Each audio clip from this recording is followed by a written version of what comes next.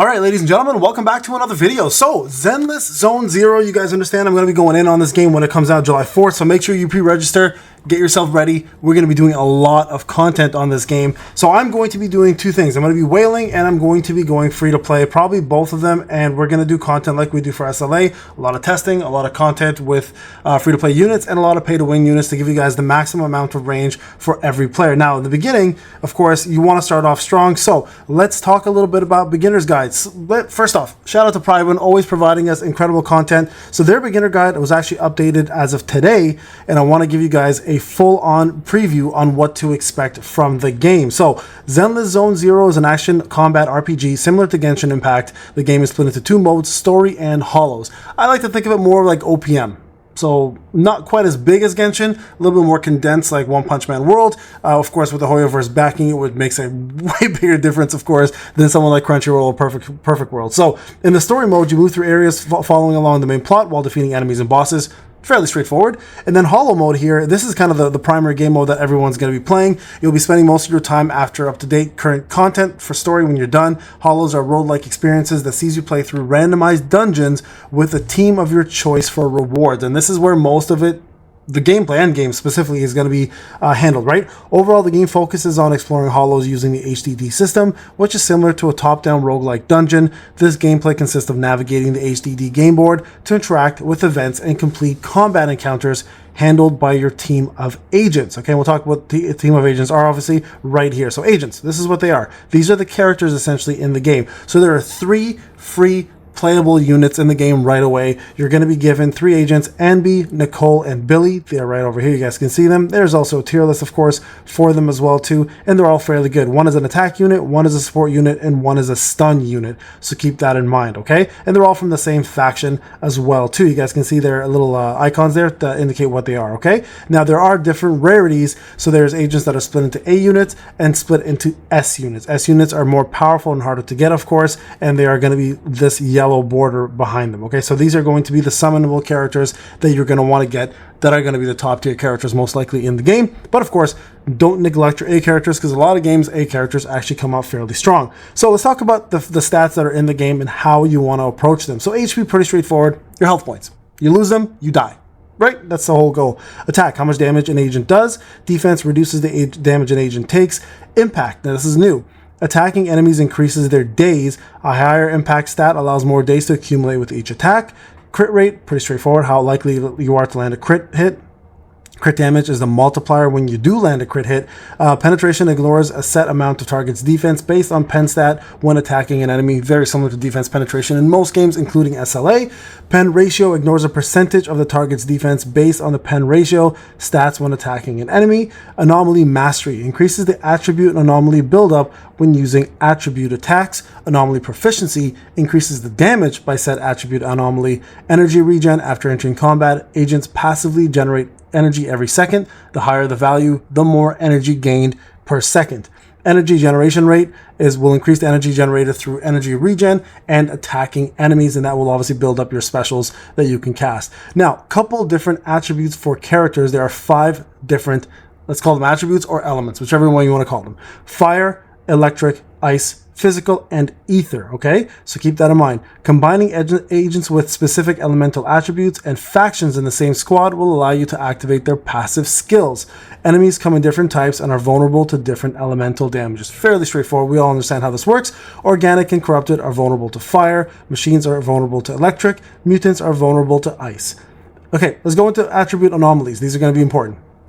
So when an agent deals attribute damage, which of course is their elemental damage, they inflict a certain amount of anomaly buildup. Once a certain level of buildup is reached, the enemy will be afflicted with an attribute anomaly debuff of the corresponding attribute. Additionally, exploiting enemies' weaknesses to certain attributes to trigger anomalies will intensify the anomaly effect. As we mentioned in the stats section below, anomaly mastery stat will increase the buildup of the anomaly, while anomaly proficiency will increase the damage you deal with it.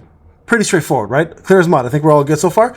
Combine 2 different attributes will override the original anomaly and trigger an additional effect called distortion, which deals extra damage calculated based on the original anomaly's damage and accumulated days. So it's important to have both those stats. So here's the anomaly debuffs that exist in the game currently. So electric, shock. Being attacked intermittently triggers additional electric damage and interrupts enemies' actions. Machine enemies are unable to move while shocked. This is going to be an important one, obviously, for machine fights. Physical. Assault interrupts the enemy and deals massive physical damage.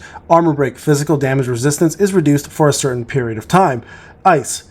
Freeze prevents action for a certain period of time and triggers shatter at the end, dealing ice damage. Frostbite, ice damage resistance is reduced for a certain period. Fire, burn, fairly straightforward. I think that's pretty much the universal debuff for all fire. Deals continuous fire damage. Organic enemies are unable to move while burned. And then lastly, corruption, causing additional ether damage when attacked. Corrupted ethereal enemies will also attack both friend and foe. All right, so let's talk about the different roles in this game, or aka fighting styles. So attack. Agents with the attack specialty, formidable damage output capabilities, excelling at rapidly racking up damage directly through attacks to defeat enemies and bring the combat to a swift end. Stunning enemies. Agents who specialize in fact that control, so it's called crowd control essentially. So stunning, excelling at building up daze to cause enemies to be stunned, thus creating opportunities to squad to deal more damage. Support, of course, is going to help you enhance, buff, and debuff. Okay, and then defense are usually the ones who counterattack and are tanks in the game, and then anomaly ones who build up anomalies to cause debuffs as well too, right? Now support obviously will provide healing as well as buffs, and then anomalies will be more of your debuff units, all right? So agent progressions. So how does this work? W engines are Zenless zone equivalent of weapons from Genshin Impact or light cones from Honkai Star Rail. Everyone's aware of how that works. W engines come in 3 rarities as well: S rank, A rank, and B rank. W engines increase the agent's attack and other stats and change based on the W engine itself. So W engines come with passive effects that also affect combat style. For example, W engines are restricted to characters' fighting style, so only attack characters can activate the special passive of an attack W engine. So it's important to pair them up so you get those extra passives, right? You can level W engines in the same way as you level agents. You can obtain W engines from the signal search, or buy them from the gadget store, obtain them through random drops from game mode. So that's going to be your summoning, your gameplay, or your trade-in currency from the gadget store, okay? And then Bangboos. All right, so Bangboos were originally created to assist new Iridu residents with evacuation in the Hollow disaster. When a Hollow occurs, a new Iridu residential areas, Bangboo will immediately receive disaster information and evacuation guidance from the public's network and help people around to avoid hazard-prone areas. If you ever played Honkai Impact 3, then Bangboos are similar to elves. They are 4th team members who support currently active characters with both active skills and buffs. Similar to agents, Bangboo come into 2 ranks, S ranks and A ranks, and now they are available through the signal search, which is the summon, and you can use coupons on this banner. Coupons can be obtained from missions, events, and various hollows. These are the free-to-play sections, okay? So keep that in mind. And then here's the gacha. All right, this is how it's going to come out. There's 3 different banners. There's the exclusive banner, which is going to be your limited time banner for, I believe it's 50 summons to get you an S character, guaranteed. And then you have your regular engine banner, and then your stable banner, and then your Bangboo banner. The rate for pulling a character is very, very short. It's 0.6%. I mean, it's not that bad. And the chance of pulling an A rank is 9.4%. So you can learn about all the gachas by clicking this little system. Now, combat. The bread and butter of the game. What matters most, in my opinion, in these games is the combat system. So before battle, you must assemble a team of 3 agents. You can only control 1 agent at a time, but you can freely swap between them at any time, just like Hunter mode and SLA. Very straightforward, right? So combat UI elements, the green bar is, of course, your HP. The blue bar is your energy. So agents gain energy over time when they're in the field. Basic attacks, dodge counters, etc. gain energy for your agents. Breaking supply chests and picking up energy matters as well too. Each agent has their own energy bar, cycling between each one of them to make sure that the energy is full and advised. Okay, so is advised, sorry. So make sure you are building the energy of all 3 agents as you play the game, okay? Daze. When enemies are hit, they accumulate daze. You guys can see here, when daze reaches 100%, the enemy becomes stunned, rendering them unable to move and more susceptible to damage, so make sure you are doing that. There's basic attacks, there's special attacks, and then there's chain attacks. So if there are 2 or more agents in your squad, hitting a stunned enemy after the daze reaches 100% with a heavy attack will trigger a chain attack. Pressing an agent's avatar on the left or right before the countdown at the bottom of the screen, you guys can see right there, will trigger an agent chain attack. These attacks do tremendous damage and can be used in quick succession while an enemy stunned. Combining them is advised. So make sure you are dazed, guys. Dazed characters matter a lot, so you guys can see that. And then lastly, of course, the ultimate, right? Hitting enemies with a chain attack, dodge counter, and triggering assist follow-ups build up decibel rating gauge. When your decibel rating gauge equals 3,000, the ultimate gauge will light up, signaling you may use your ultimate when it's ready. So there you guys go. Dodging, fairly straightforward. Switching agents, when there are 2 or more agents, you can switch between them. And then we just talked about assist attack. When the agent is on the field, is knocked back, another agent's assist attack window will trigger. Switch agents during this window to do a reactive assist. Reactive assists have a heavy attack effect and quickly turn the tide of the battle in your favor. So make sure you do that. And then there's perfect assist, which is a special.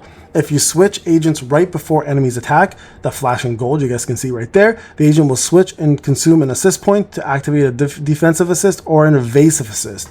You can activate up to 3 perfect assists in a row. You can trigger chain attacks to regenerate assist points. When you do not have assist points, the agent switching in will automatically do perfect dodge instead. Okay, so great way to have some sort of survival maneuvers, right? So there's story mode, combat mode, and explorer mode. So a couple of different modes you guys can look at here. And then Zenless will feature several other modes. It's called resources and boss stages, which you will need to do and it'll take up your stamina, called battery charges. Hollow Deep Dive, we already talked about this, right? There's a defense mode, Hollow Zero mode, and Rally Commission mode. These are all your roguelike modes that you're going to spend most of your time playing. And then there's disc drives and tips and tricks coming in the future. So there you guys go.